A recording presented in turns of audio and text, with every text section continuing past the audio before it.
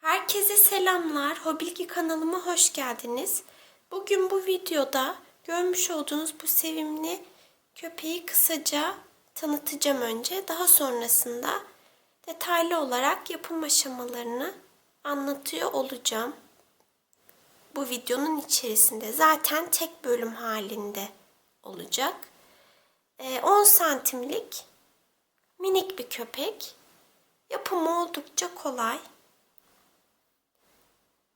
Şöyle vidalı burun kullandım. Bu burun 12 milim boyunda.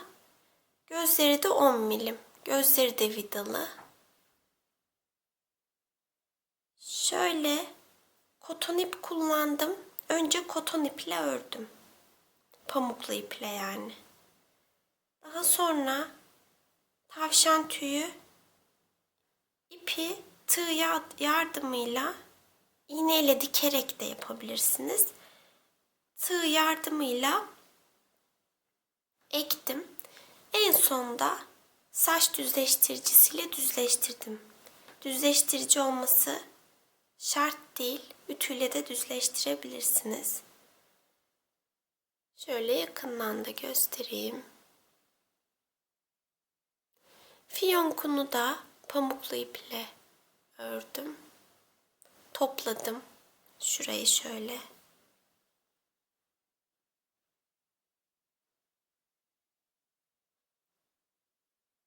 Şimdi hangi malzemeleri kullandım, hangi ipleri, onları da göstereyim size. Ben krem renkli ipler kullandım. Önce pamuklu iple ördüm şöyle. Daha sonra da tavşan tüyü ip kullandım. Şöyle dokusu. Markası fark etmiyor. Ben kullandığım tüm malzemeleri oyuncak yapımlarını anlatırken video içerisinde paylaşıyorum. Ama videoların açıklama kısmına da yazıyorum. Bu ipin içeriğini de paylaşırım orada. Bir de 2 numaralı tığ kullandım. Şöyle 2 numaralı da tığ kullandım. Tekrar göstereyim. Daha sonra nasıl yapıldığını anlatan bu videomuza devam edelim. Örmeye başlayalım. Örmeye başlamadan önce sizden ricam, örmüş olduğum oyuncakları beğeniyorsanız yorum ve beğenilerinizi eksik etmeyin lütfen. Abone olmayı da unutmayın. Ayrıca profilimde Instagram hesabımın linki bulunuyor.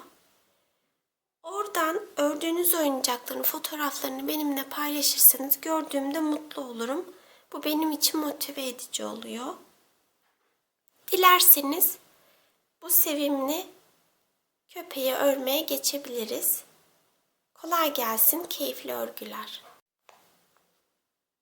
Köpeği bu iple öreceğim. Krem renkli bir ip. Alize Cotton Gold'un 62 renk kodlu ipi. Tığ numaram da 2.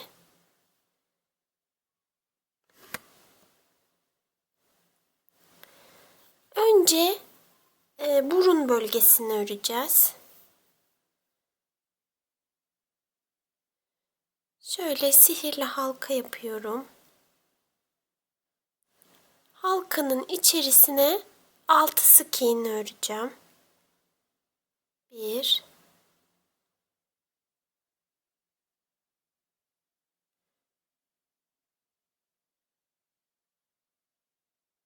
2 3 4 5 6 kısa ipi çekiyorum. Şimdi nerede kaldığımı takip edebilmek adına işaretleyici bir ip aldım. Arttırma yapacağım. Yani aynı ilmeğe çift batacağım. 2 kere batacağım. 6 tane arttırma yapacağım. Aynı ilmeğe 2 kere batıyorum. Bir arttırma yaptım. 2 2, 3, 4, 5, 6 kere arttırma yaptım. Sayım 12 oldu. Şimdi bir sık iğne bir arttırma yapacağım. Bir sık iğne,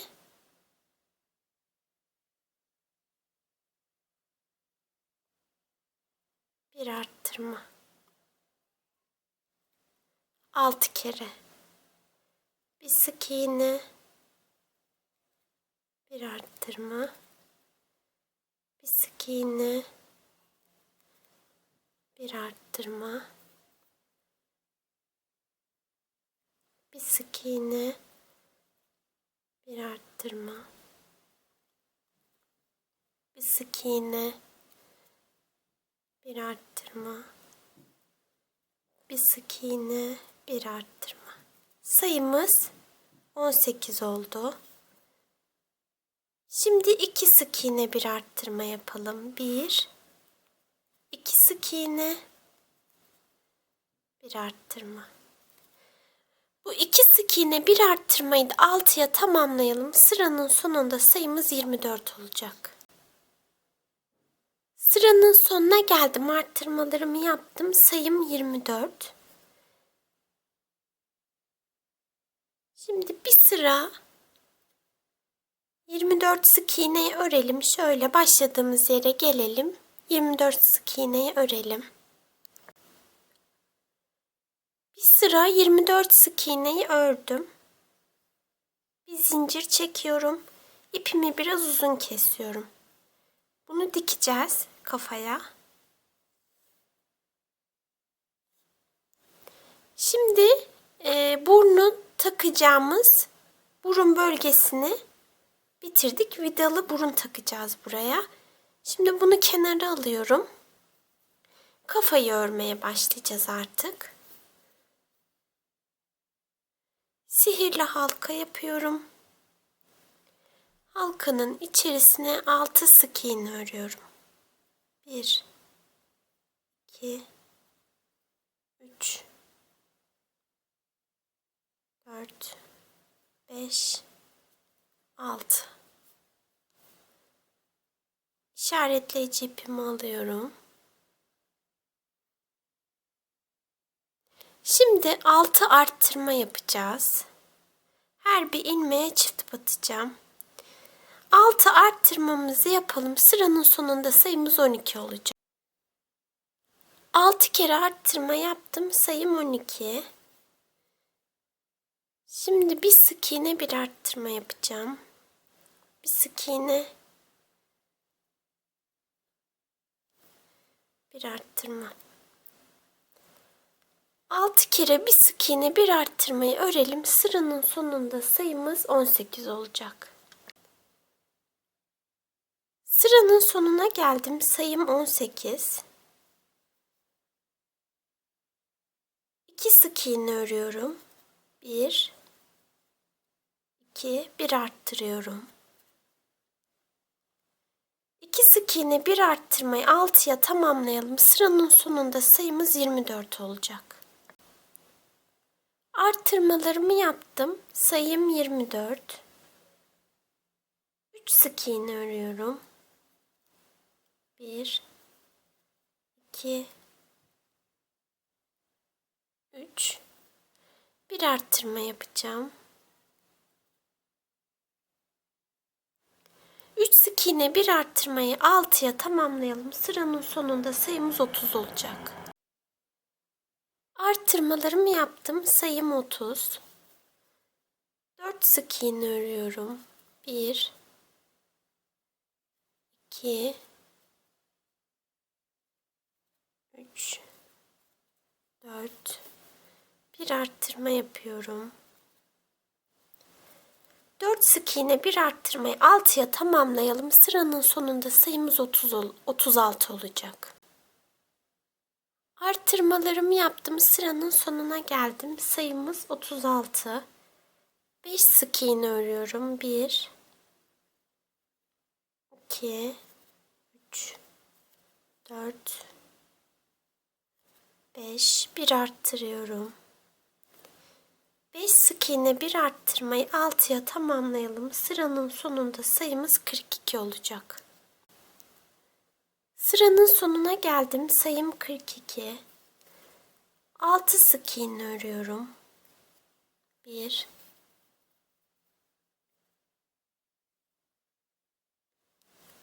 2 3 4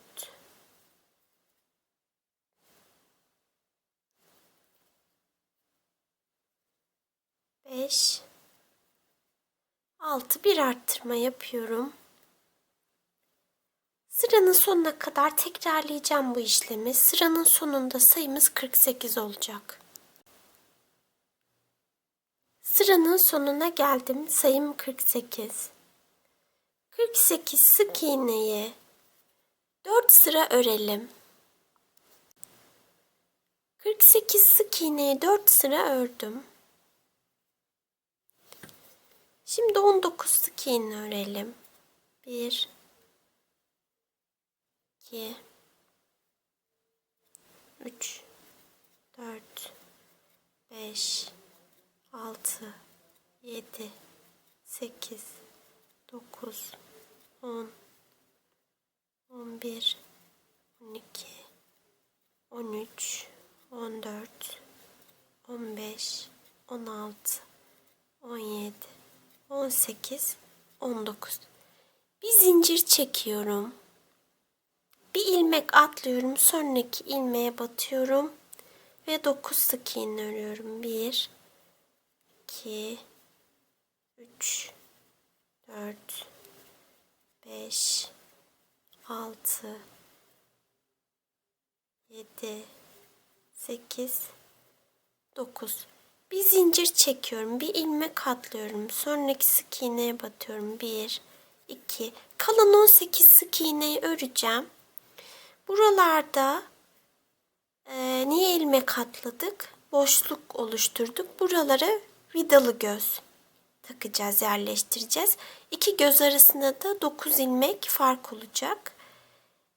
2 ilmek atladığımız için sıra sonunda sayımız 46'ya düşecek. Şimdi kalan 18 sık iğneyi sıranın sonuna kadar örelim. Kalan 18 sık iğneyi ördüm. Sayımız şu an 46. Şimdi bu sırada 46 olan sık iğne sayımızı 48'e çıkaracağız. Şuradaki boşluklara da sık iğneler öreceğiz. Şimdi şu boşluğa kadar 19 sık iğnemiz var. Onları örelim. Şuraya gelelim.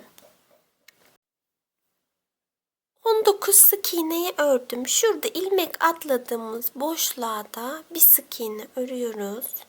Şu arada 9 sık iğnemiz vardı. Onları örüyoruz. 1 2 3 4 5 6 7 8 9 şuradaki boşluğa bir sık iğne örüyoruz. Şimdi kalan 18 sık iğneyi sıranın sonuna kadar örelim. Sayımız 48 olacak. Kalan 18 sık iğneyi ördüm. Sayım 48.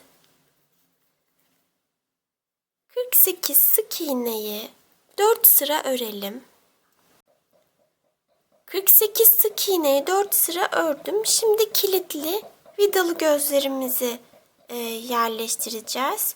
Şöyle ilmekler atlamıştık. Yerlerini belirlemiştik. Kilitli gözlerim 10 milim boyutunda.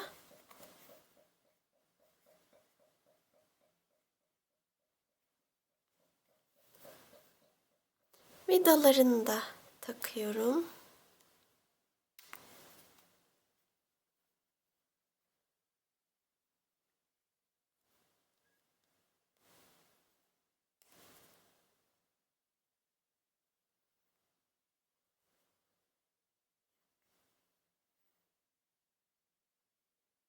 örmeye devam edeceğiz. Artık azaltmalara geçtik.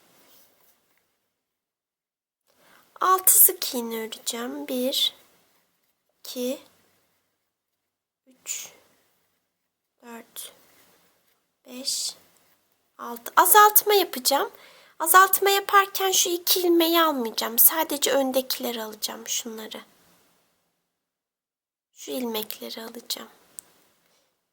Bir bunu alıyorum. Bir de yanındaki ilmeğin, ön ilmeğini alıyorum. Aynı anda tığdan çıkaracağım. Azaltma yapmış oluyorum. Şimdi 6 sık iğne bir azaltmayı 6 defa yapacağız. Sıranın sonunda sayımız 42 olacak. Sıranın sonuna kadar azaltmalarımı yaptım. Sayım 42. 5 sık iğne örüyorum. 1 2 3 4 5. Bir azaltma yapıyorum. 5 sık iğne bir azaltmayı da toplamda 6 defa örelim. Sıranın sonunda sayımız 36 olacak. Sıranın sonuna geldim. Azaltmalarımı yaptım. Daha önce burnu yerleştireceğimiz şu parçayı örmüştük. Şöyle vidalı burnum var. 12 milim boyu. Bunu şöyle şuraya takacağım. Yerini belirledim. Sihirli halkadan bir ilmek yukarıya çıkıyorum. Şuraya takacağım.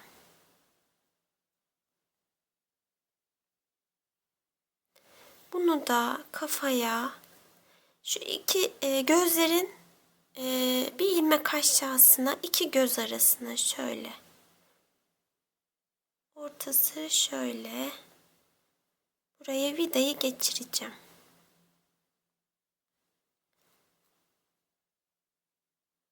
Şöyle ortaladık.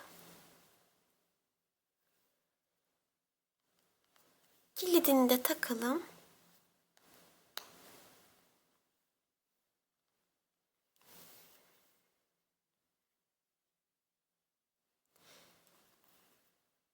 Şimdi dikemeyiz. Birkaç sıra daha örmemiz lazım. Örmeye devam edelim. Kafayı doldurmadan yerleştirelim istedim. Azaltmalarımıza devam ediyoruz. Şimdi bu sırada 18 tane azaltma yapacağız. 1 2 3 18 azaltmayı yapalım. Sıranın sonunda sayımız 18 olacak. 18 azaltma yaptım. Şu an 18 ilmeğim var. İçerisinde elyafla doldurdum.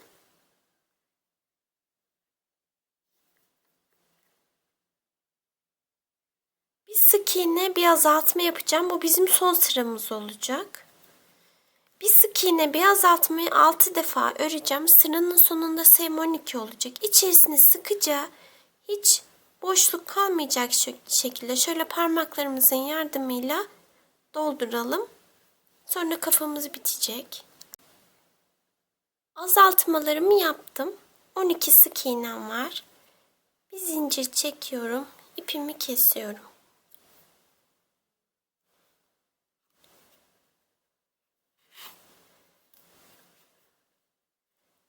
Şu burnu dikelim.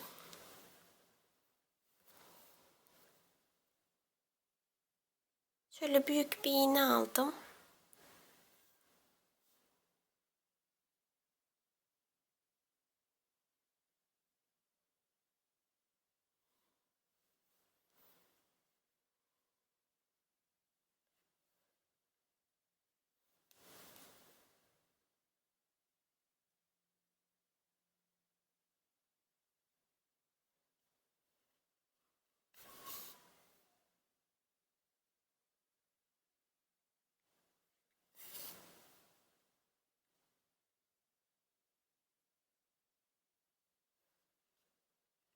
Bir kafadan alıyorum.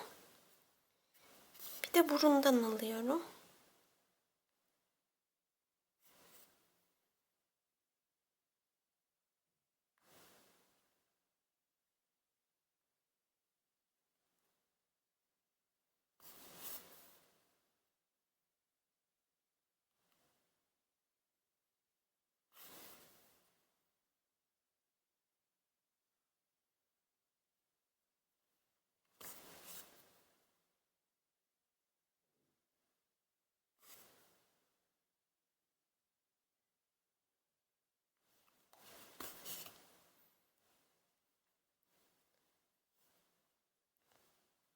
Şöyle vidayı da düzeltin. Böyle başladığımız yere kadar bu şekilde dikelim burnu. Burnu bitirdik. Şimdi göz çukuru oluşturacağım. Krem renkli ipten iğneme geçirdim. Kafanın arkasından, şu ipliklerin arasından, boşluklardan iğnemi geçiriyorum. Şöyle gözün yanına çıkacağım. Şöyle.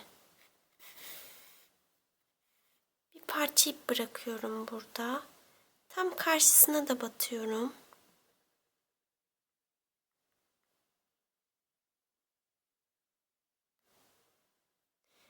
Arkada kilit olduğu için batmak zor oluyor. Yine herhangi bir yerden çıkacağım. Şöyle olacak. Bu ipleri çektiğimde bu krem renkli ip gözün altına girecek. Girene kadar şöyle çekeceğiz.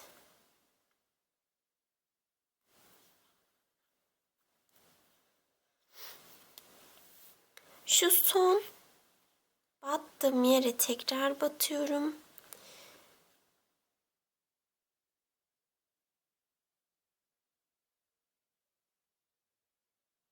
Şöyle şuraya batalım. İp içeriye girdi. Aynı yere battığım için. Şimdi karşıya batacağım. Şöyle. Ve ilk battığım yere çıkacağım.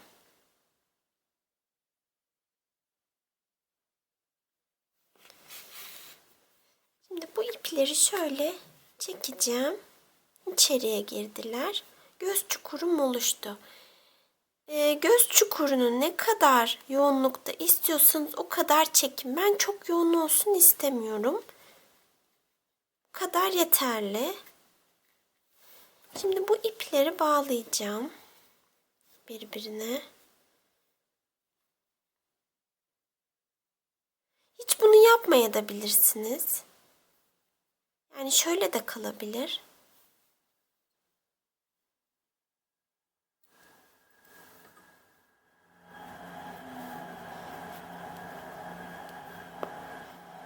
Şöyle içeriye alıyorum ipleri. Diğer göze de aynısını yapacağız.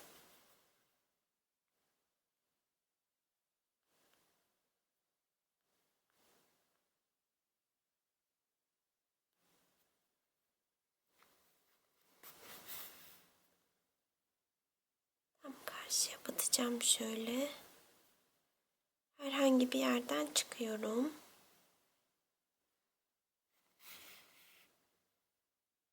Tekrar aynı yere batıyorum. Bunu sonra içeriye alacağız. Şimdi kilitten dolayı batmam zor. Şöyle yapacağım. Herhangi bir yere çıkacağım. Buradan buraya geçeceğim. Böyle yaptığımda kilide takılmıyor. Daha rahat geçebiliyorum. Şimdi tam şöyle karşısına batacağım. Gözün. İlk battığım yere çıkacağım. Şuraya. İpimin olduğu yere.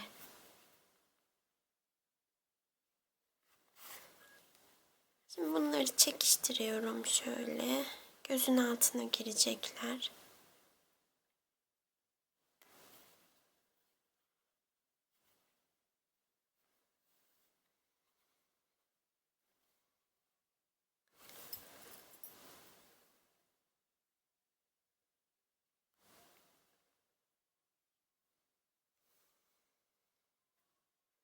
Böyle şimdi bu ipleri de birbirine bağlayacağım. Şöyle şuralarda boşluklar oluştu. Oraları tekrar elyafla dolduralım. Şimdi kulak örelim. 2 tane öreceğiz. İkisi de aynı olacak. Birini örelim birlikte. Sihirli halkaya 6 sık iğne örüyorum. 1, 2, 3, 4, 5, 6,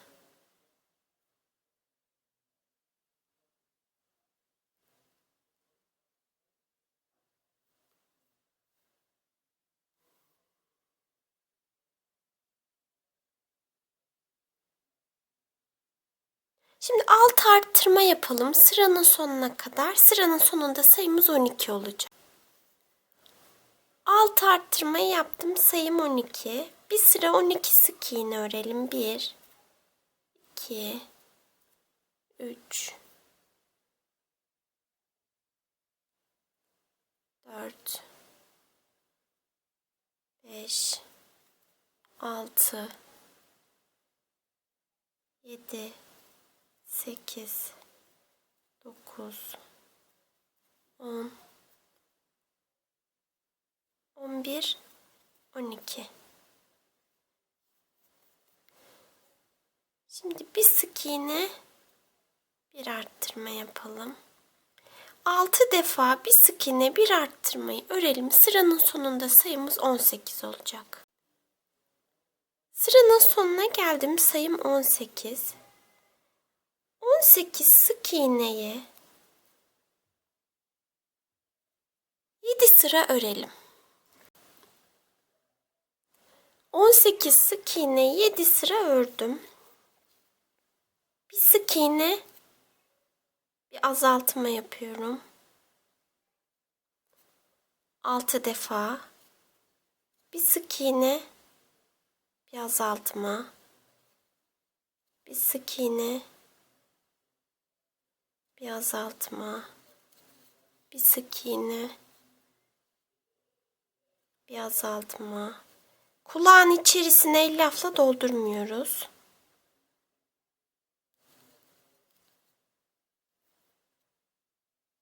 Bir sık iğne, bir azaltmaya 6 defa ördüm. 6 azaltma yaptık. Sayımız 12 oldu. Bu sırayı öreceğim 12 sık iğneyi. 1, 2, 3, 4, 5, 6, 7, 8, 9, 10, 11, 12. Şimdi karşılıklı şu iki kenarı birleştireceğiz. 5 sık iğne öreceğim. Sonraki ilmeğime batıyorum. Karşıdaki ilmeğe batıyorum. Tekrar göstereceğim şöyle yakından. Şu sonraki ilmeğime batıyorum. Bir de karşısındaki ilmeğe batıyorum. 1, 5 sık iğne öreceğim. 2,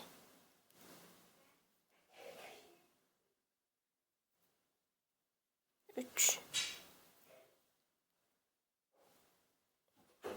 4, 5. Bir zincir çekiyorum. İpimi biraz uzun kesiyorum.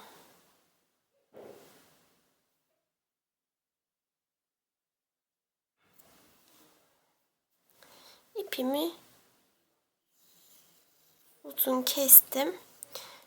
Bununla kafaya dikeceğiz. Şimdi bu kulaktan bir tane daha örelim.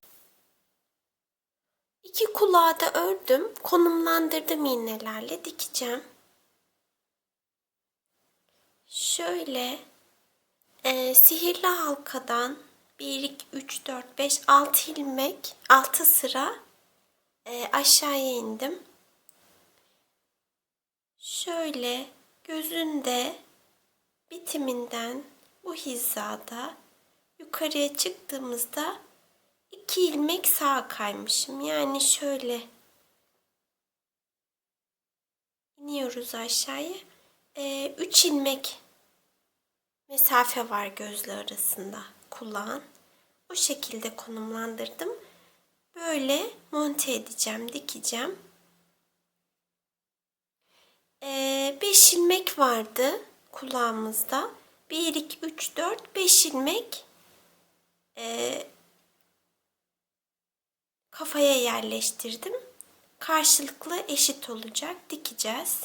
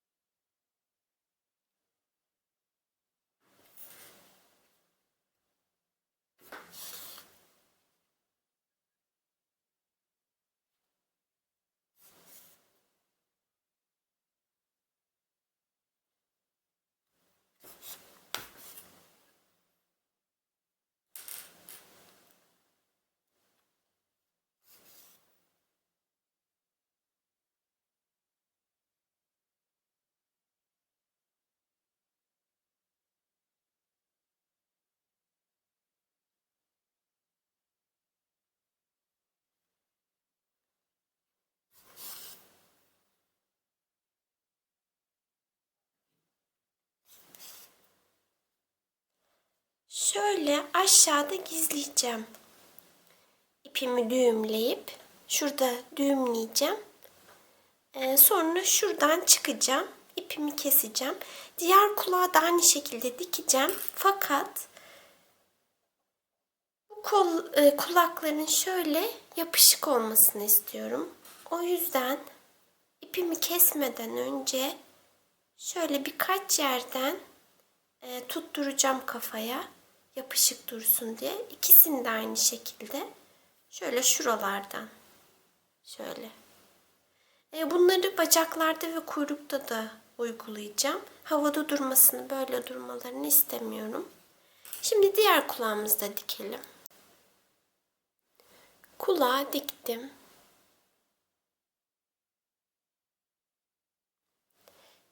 Şimdi gövdeyi örelim.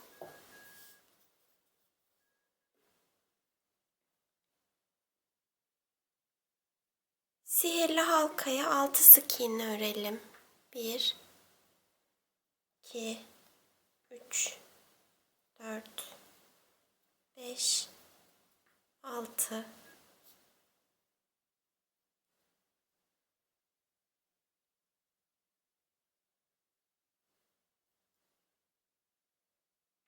Altı arttırma yapalım. 1, 2,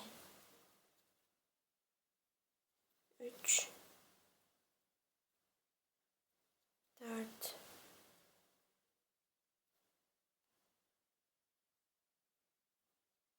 5, 6. Sayımız 12 oldu. Şimdi bir sık iğne bir arttırma örelim. Bir sık iğne bir arttırmayı sıranın sonuna kadar örelim. Sıranın sonunda sayımız 18 olacak.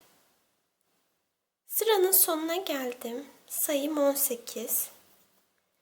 2 sık iğne örüyorum. 1, 2, bir arttırma yapıyorum. 2 sık iğne bir arttırmayı sıranın sonuna kadar örelim 6 defa. Sayımız 24 olsun. Sıranın sonuna geldim. Sayım 24. 3 sık iğne örelim. 1, 2, 3. Bir arttırma yapalım. 3 sık iğne bir arttırmayı da toplamda 6 defa örelim. Sıranın sonunda sayımız 30 olacak. Sıranın sonuna geldim. Sayım 30. 4 sık iğne örüyorum. 1, 2, 3, 4. Bir arttırma yapıyorum. 4 sık iğne bir arttırmayı 6'ya tamamlayalım. Sıranın sonunda sayımız 36 olacak. Arttırmalarımı yaptım. Şu an ilmek sayım 36. 5 sık iğne örüyorum. 1, 2, 3, 4, 5. Bir arttırıyorum. 5 sık iğne, bir arttırmayı 6 defa örelim. Sıranın sonunda sayımız 42 olacak. Arttırmalarımı yaptım. Sayım 42. 42 sık iğneyi 4 sıra örelim. 42 sık iğneyi 4 sıra ördüm.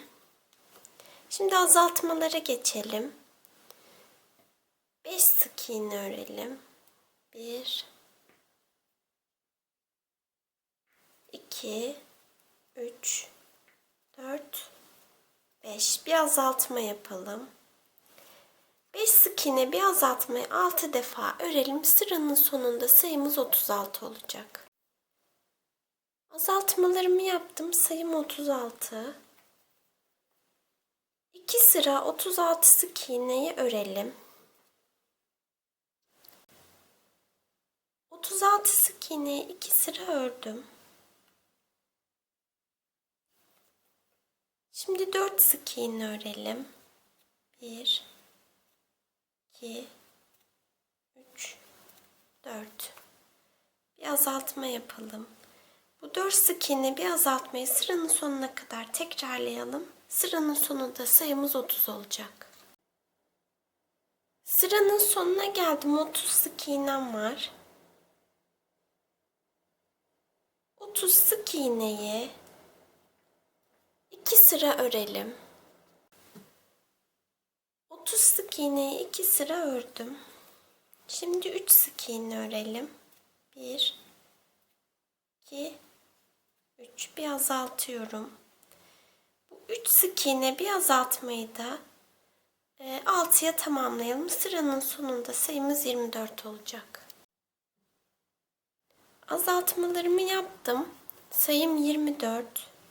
24 sık iğneyi 2 sıra örelim. İçerisinde elyafla dolduralım. 24 sık iğneyi 2 sıra ördüm. 2 sık iğne örelim şimdi. 1 2. Bir azaltıyorum. Bu 2 sık iğne, bir azaltmayı da 6'ya tamamlayalım. Sıranın sonunda sayımız 18 olacak. Azaltmalarımı yaptım. Sayım 18. Bir sık iğne, bir azaltma yapalım. 6 defa bir sık iğne, bir azaltmayı örelim. Sıranın sonunda sayımız 12 olacak. Sıkıca içerisinde elyafla dolduralım. Azaltmalarımı yaptım. Sayım 12. Bir zincir çekip ipimi biraz uzun kesiyorum. Bu iple kafayı gövdeye dikeceğiz. 12 sık iğne de bıraktık. Çünkü kafayı da en son 12 sık iğne örmüştük.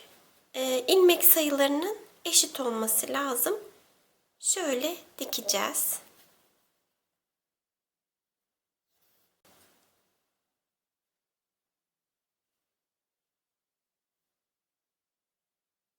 Şöyle dikeceğim.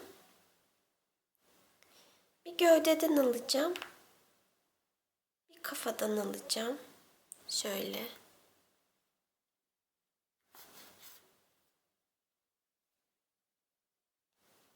On 12 ilmeği böyle dikeceğim karşılıklı.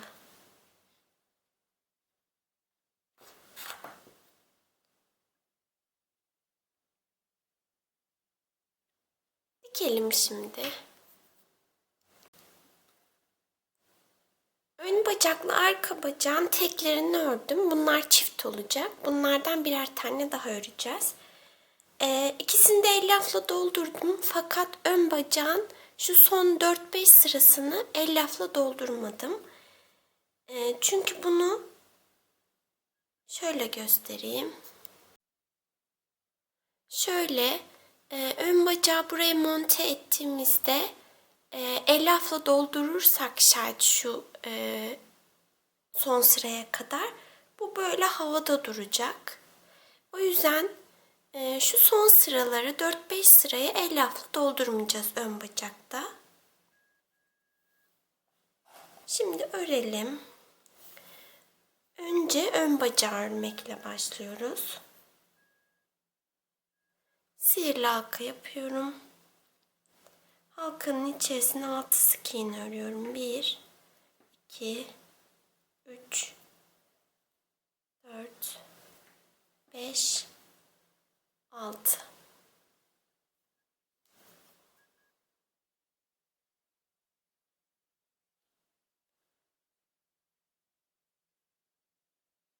Şimdi 6 arttırma yapalım. Sayımız 12 olsun. Sayım 12. Şimdi bir sık iğne, bir arttırma yapıyorum. 6 defa yapalım. Sıranın sonunda sayımız 18 olacak. Sıranın sonuna geldim. Sayım 18. 2 sıra 18 sık iğne örelim. 2 sıra 18 sık iğneyi ördüm.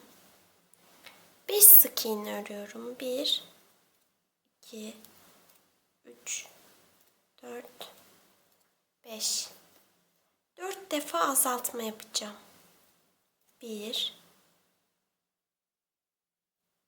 2, 3,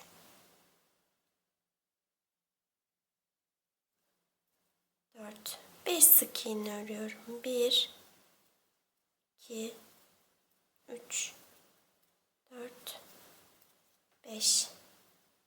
Sayım 14 oldu. 5 sık iğne örüyorum. 1, 2, 3, 4, 5. 2 azaltma yapıyorum. 1, 2. Kalan 5 sık iğneyi örüyorum. 1, 2, 3, 4, 5. Sayım 12 oldu. 5 sık iğne örüyorum. 1, 2, 3, 4, 5. Bir azaltma yapıyorum. Kalan 5 sık iğneyi örüyorum. 1, 2, 3, 4, 5. Sayım 11 oldu. Şimdi içerisine lafla dolduracağım. 9 sıra 11 sık iğne öreceğiz. Son 3-4 sırasını lafla doldurmayalım. 11 sık iğneyi 9 sıra ördüm. Şimdi bir azaltma yapacağım.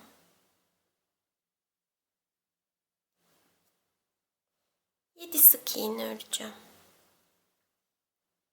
1, 2, 3, 4, 5, 6, 7.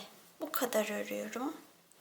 Neden işaretleyiciye kadar örmedin diye soracak olursanız,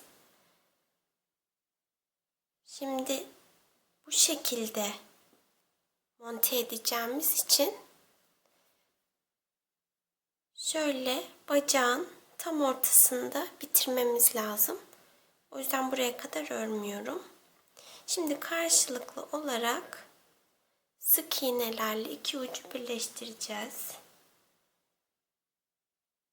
Şöyle 4 sık iğne. 1, 2, 3, 4. Bir zincir çekip ipimi biraz uzun kesiyorum. Dikeceğimiz için. Ön bacağı bitirdik. Şimdi arka bacağı yapalım. 6 sık iğne örüyorum sihirli halkaya. 1, 2, 3, 4, 5, 6. Kısa ip çekeceğim. Artık ezberlediniz. 6 arttırma yapalım. Sayımız 12 olsun. Arttırmalarımı yaptım. Sayım 12. Bir sık iğne bir arttırma yapalım. 6 defa bir sık iğne bir arttırma yapalım. Sayımız 18 olsun. Arttırmalarımı ördüm. Sayım 18. 2 sık iğne örelim. Bir arttırma yapalım. 6'ya tamamlayalım. Sayımız 24'e yükselsin. Arttırmalarımı yaptım. Sayım 24. 2 sıra 24 sık iğneyi örelim. 2 sıra 24 sık iğneyi ördüm. Şimdi 6 sık iğne örelim. 1 2 3 4 5 6. Bir sık iğne bir azaltma yapacağım 4 defa. Bir sık iğne bir azaltma. Bir kere ördüm. Bir sık iğne bir azaltma 2. Bir sık iğne bir azaltma 3. Bir sık iğne bir azaltma 4. 6 sık iğnem kaldı. 1 2 3 4 5 6. Sayım 20 oldu. Azaltma yaptık. 6 sık iğne örüyorum. 1 2 3 4 5 6. 4 defa azaltma yapacağım. 1 2 3 4. Kalan 6 sık iğneyi örelim. 1 2 3 4 5 6. Sayımız 16 oldu. Şimdi bir sıra 16 sık iğneyi örelim. İçerisinde elyafla dolduralım. 16 sık iğneyi bir sıra ördüm. İçerisinde doldurdum. Bir zincir çekip ipimi biraz uzun kesiyorum dikmek için. Arka bacağı da bitirdik. Bir de kuyruğu örelim. Ondan sonra dikme işlemlerine geçeriz. Kuyruk son parçamız olacak. Sihirli halkaya 6 sık iğne örüyorum. 1 2 3 4 5 6. Bir sık iğne bir arttırma yapacağım 3 defa.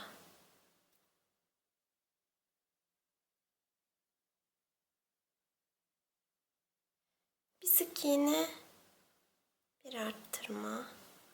Bir kere yaptım. Bir sık iğne bir arttırma 2. Bir sık iğne bir arttırma 3. 9 sık iğnem var. Bu 9 sık iğneyi 13 sıra öreceğim. İçerisine elyafla dolduracağım fakat yine son 4-5 sırayı elyafla doldurmayacağım. Az önce de belirttiğim sebepten dolayı. Şimdi 13 sıra 9 sık iğneyi örelim. İçerisinde elyafla dolduralım. 9 sık iğneyi 13 sıra ördüm. Şimdi 4 sık iğne ile şöyle karşılıklı birleştireceğiz. 1 2 3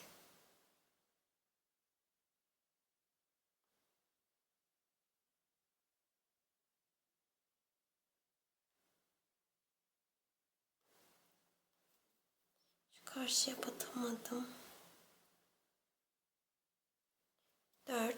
Bir zincir çekip ipimi biraz uzun kesiyorum. Dikeceğim.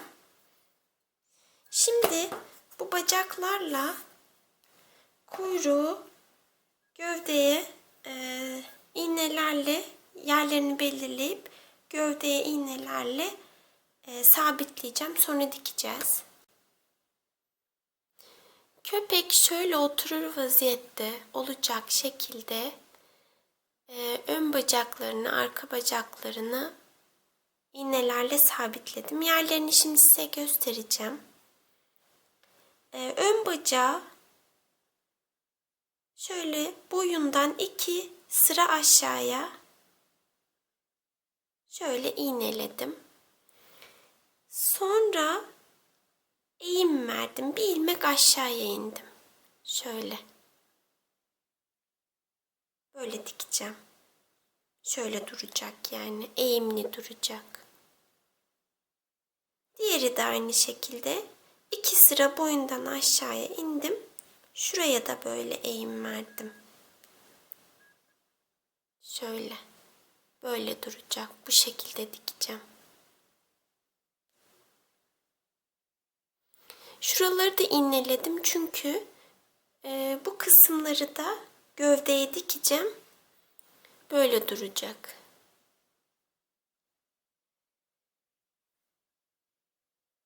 Şuradaki arka bacakları da şöyle yaptım. Sihirli halkadan saymaya başladım. 1, 2, 3, 4, 5 sıra yukarıya çıktım. Şöyle 5 sıra.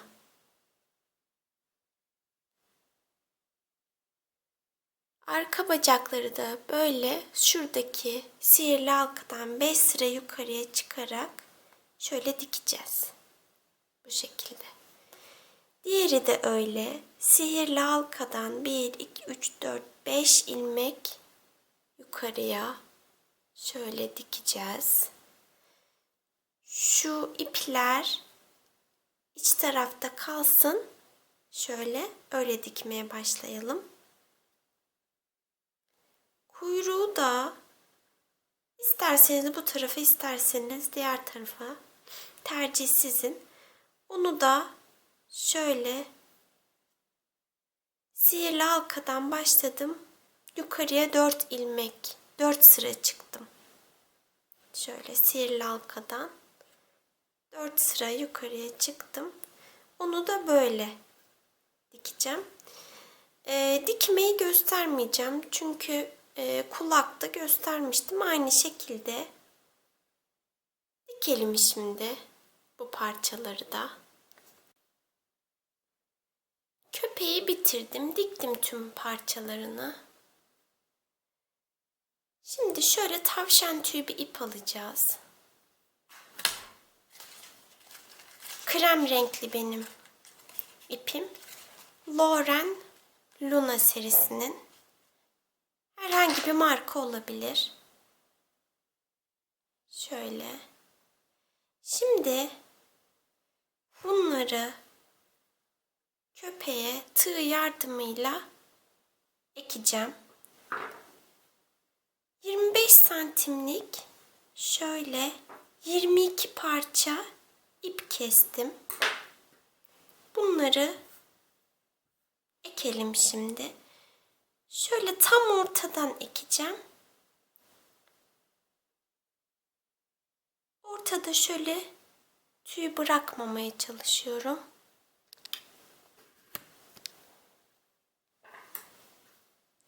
Gözün şöyle yanından başlayacağım ekmeye.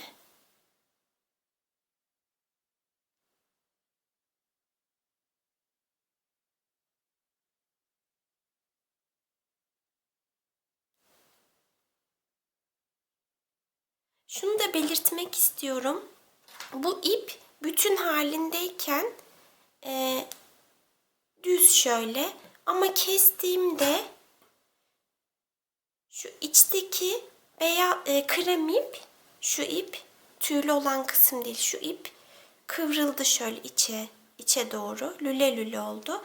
O yüzden ben ekme işlemim bittikten sonra saç düzleştiricisiyle ya da ütüyle düzleştireceğim. Ama diğer markalarda nasıl oluyor bu durum bilmiyorum. Belki de bu markaya özeldir. Sizinle paylaşmak istedim. Ben böyle yapacağım. Belki sizin ipiniz düz kalır.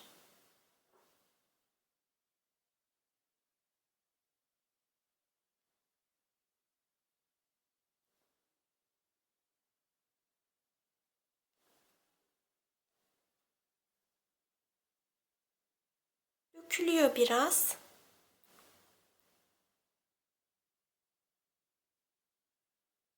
Buraya 6 tane ekeceğiz.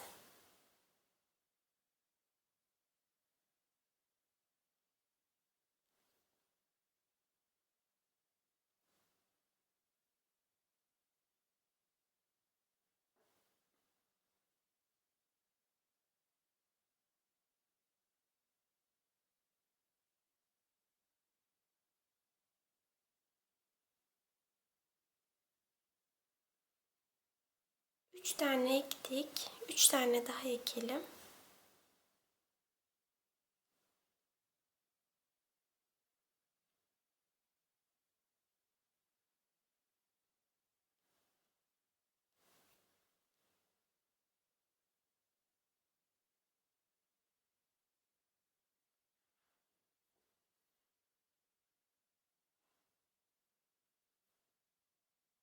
Tığımın numarasını biraz küçülttüm.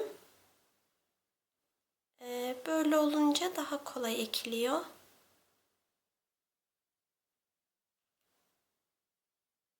Daha ince bir tığ aldım yani.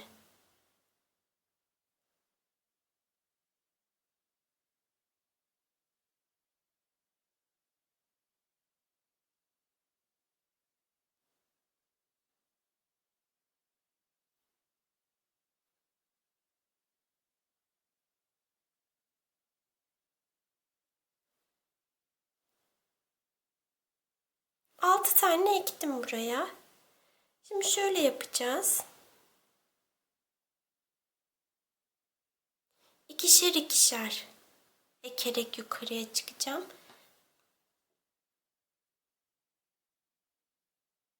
Şuradaki 2'yi alacağım.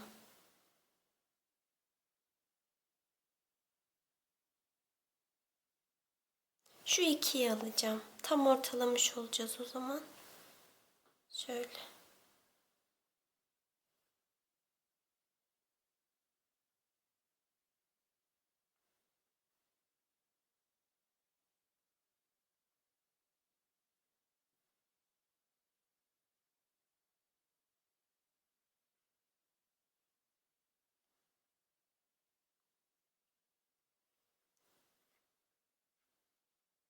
İki tane ektim buraya.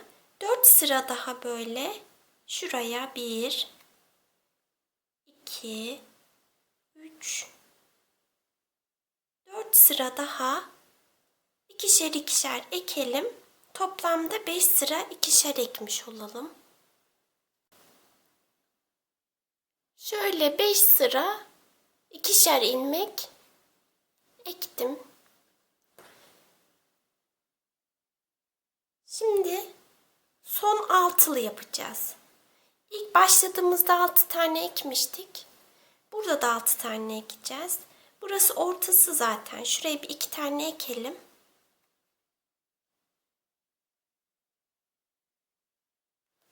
Bir.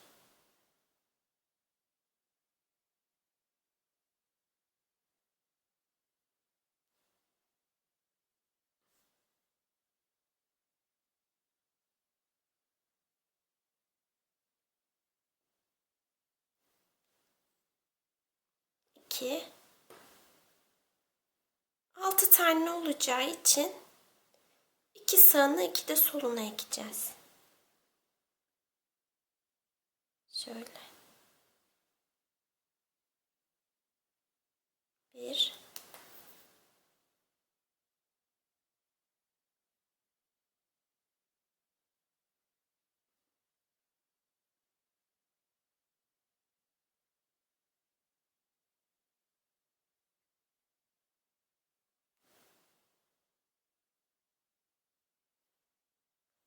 Şimdi 4 tane ektik şu an. 2 tane daha ekeceğiz.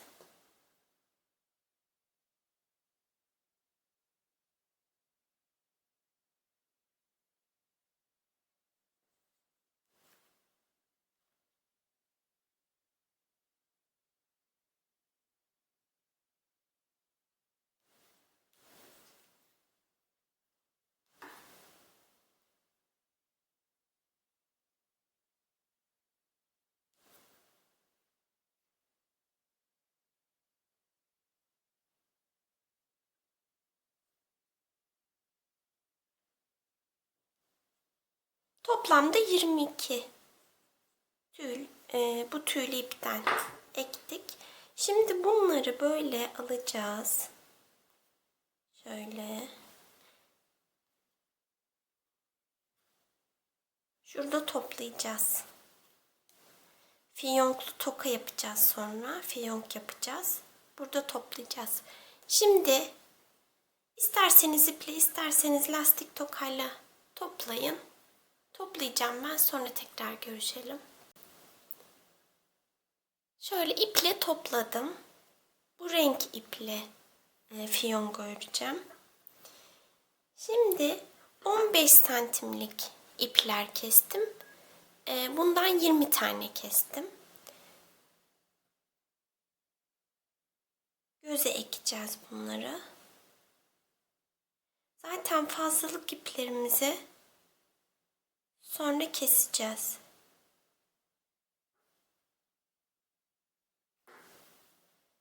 Şöyle gözün hemen dibinden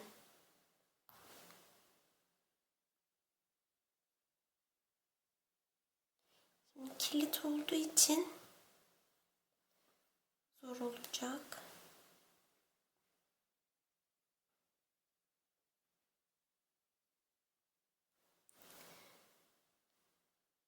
Buraya ekelim.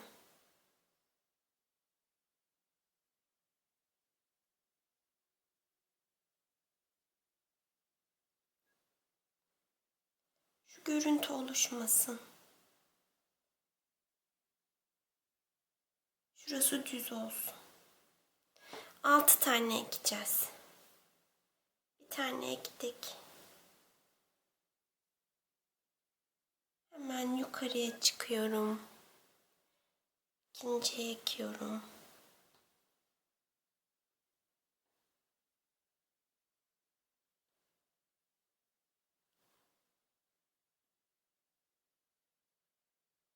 İki tane ektik. Şöyle 4 tane daha ekelim. 6 tane olsun. Diğer göze de 6 tane ekelim.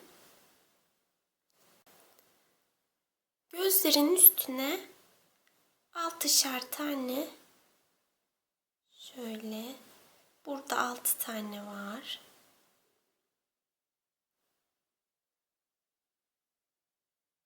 Burada da 6 tane var. Gözlerin üstünde 6 tane ip var.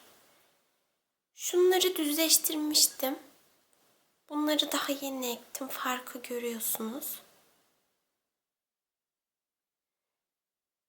Şimdi gözün altına ip ekeceğiz. Oraları da 4'er tane ekeceğiz. Şöyle yanından başlıyorum.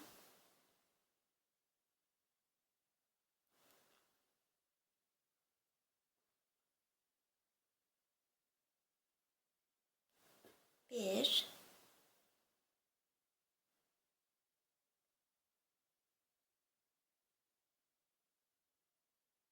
şöyle çapraz ineceğim. Şöyle aşağıya inmeyeceğim de çapraz ineceğim. Çünkü altını çevreleyeceğim şöyle. Eğim vererek indim.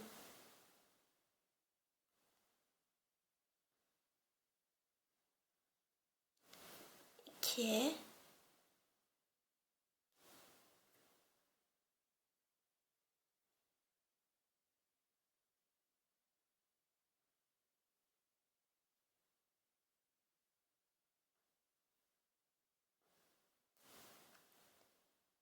üç.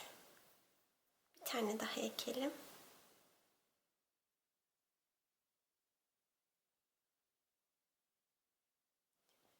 Dört.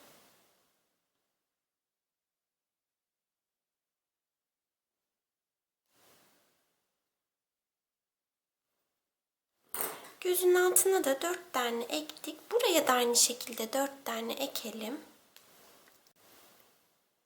Şimdi burnun şu alt çevresine, etrafına ekelim. 20 santimlik kestim bu sefer.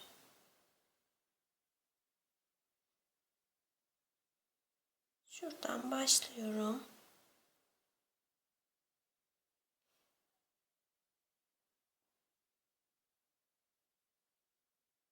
1,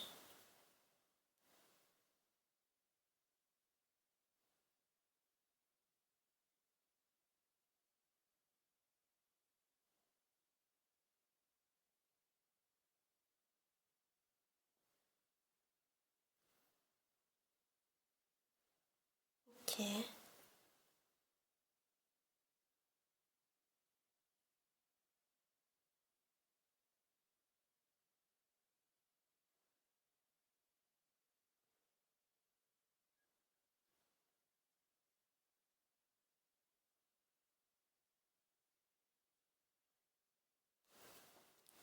3,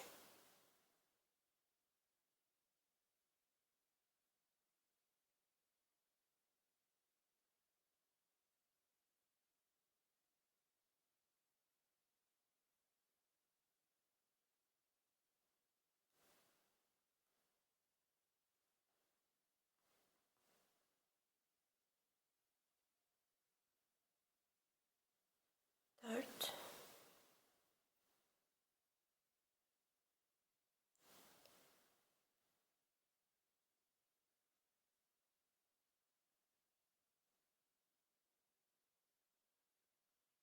5 tane ektik.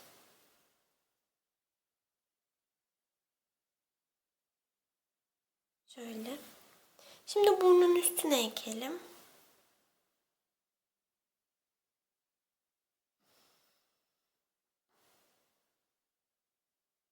Onu nasıl yapalım? Şöyle. 2 sağa 2 sola ekelim şöyle. İkisini sağa alalım. İkisini sola.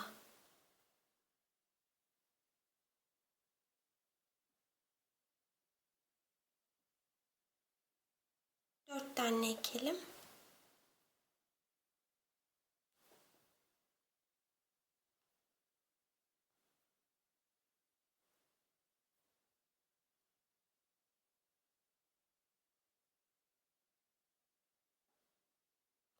Bunlar şöyle dursun.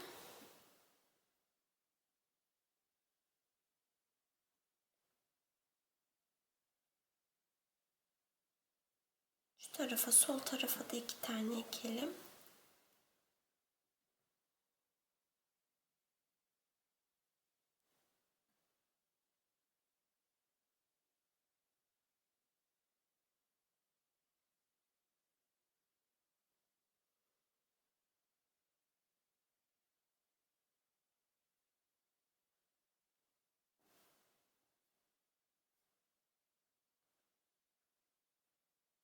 Şöyle.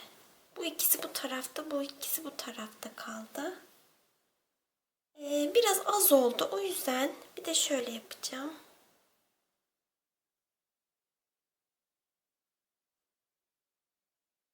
Şu yukarıya da hemen 2 tane de oraya ekeceğim. Bir üstüne.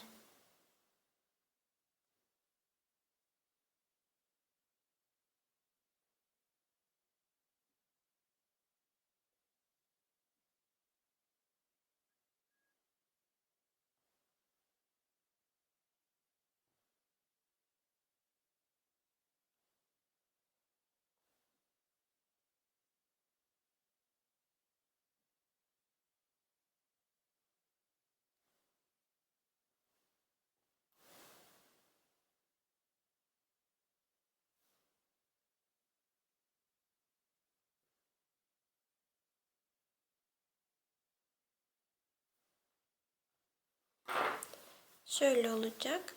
Düzleştirdiğimizde daha güzel olacak. Böyle olacaklar. Şuradakiler az geldiyse size şöyle alttan ekleme yapabilirsiniz. Ama zaten böyle yeterli oluyor.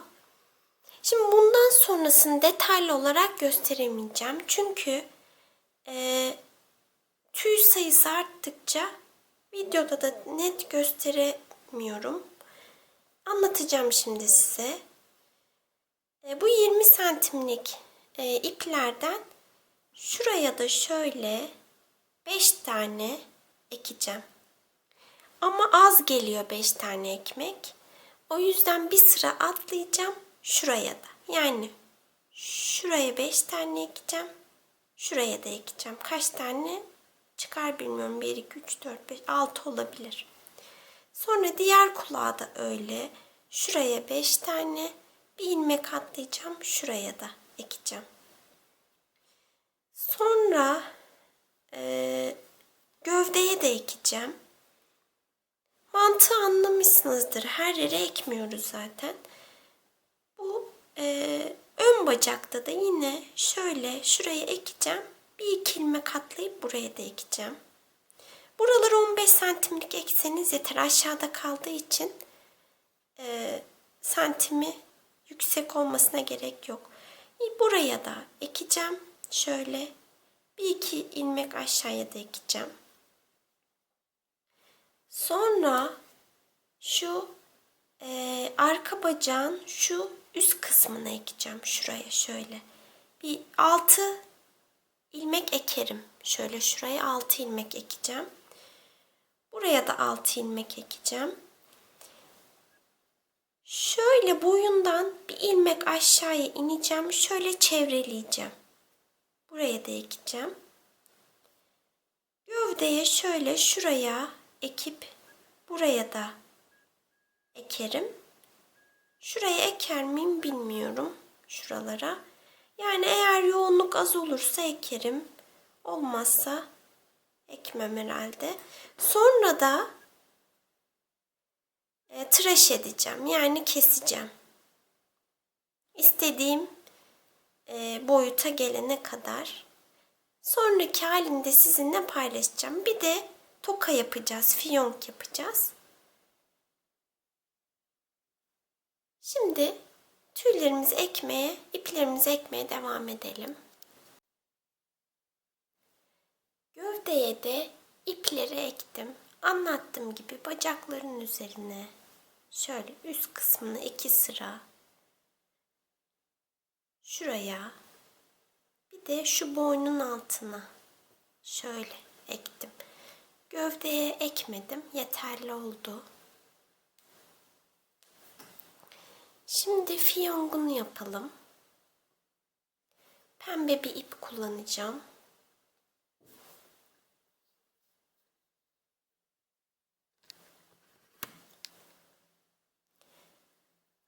Sihirli halka yapacağım ama başta şöyle biraz ip bırakalım. Şöyle fiyongu sararız ya da bağlamak için ihtiyacımız olabilir. 3 zincir çekiyorum. 1, 2, 3. Halkanın içerisine ikili trabzan yapacağım. 1, 2, 3 tane. 3 tane ikili trabzan yaptım. 3 zincir çekiyorum. 1, 2, 3. Bir kaydırma yapıyorum. Şimdi bunu tekrarlayacağım. Aynısını. 1, 2, 3 zincir çekiyorum. 3 tane ikili trabzan yapacağım. 1,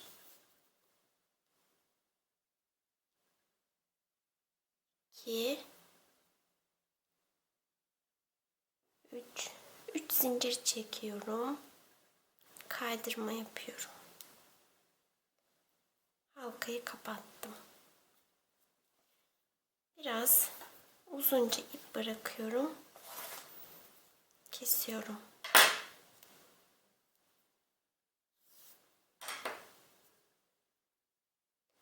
Şöyle saracağım birkaç kere.